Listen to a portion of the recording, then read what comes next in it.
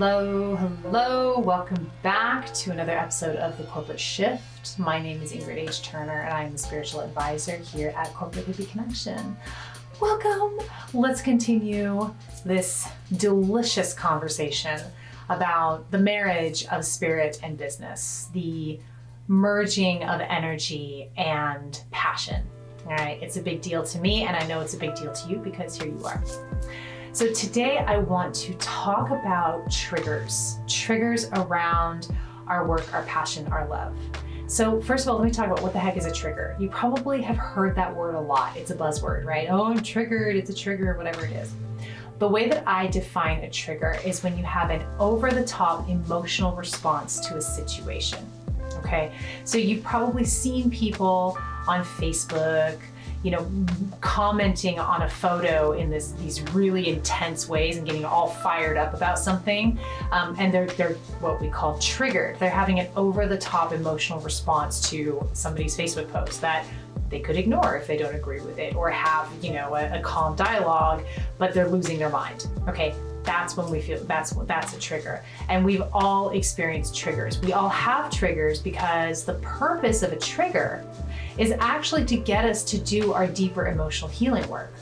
Most of the time we don't do that. Most of the time we spin off into a story and try and expel that energy, that intense energy, in the form of blame or anger or what have you. So let me bring this back around to you and your life's work.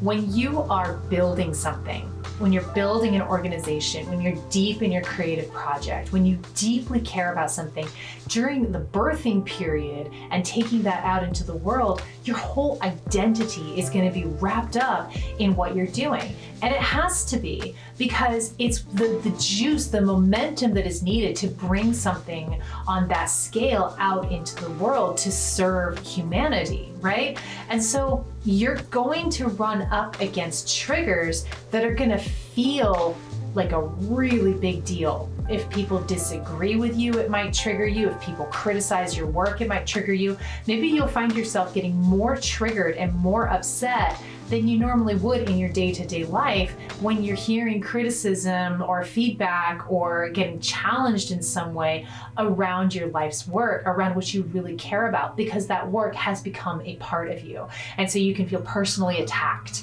when you feel triggered. This can happen with people, especially who you're working closely with on your projects. Maybe you have employees or partners, or people who you're going to for advice, people you've hired.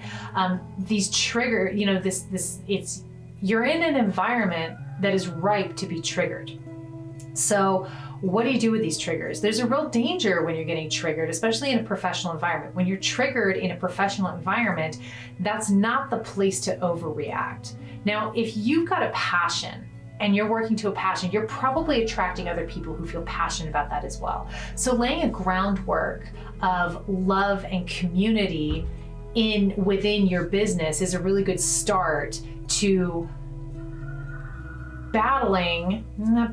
managing inevitable triggers that are going to come up in your life as you're going through and doing your work. Because see, as your energy expands, as the energy of your organization expands, you're going to have to clear out junk inside of you for that expansion to happen, and that's why you're getting triggered. The triggered is going in to help you clear out that stuff. So what do you do?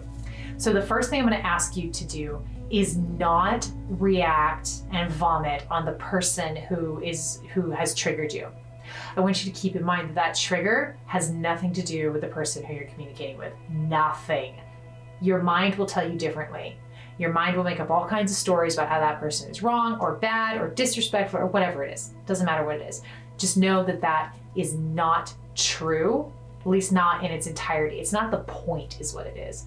What you need to do is give yourself a breather. You need to take time to step back, because this is your baby.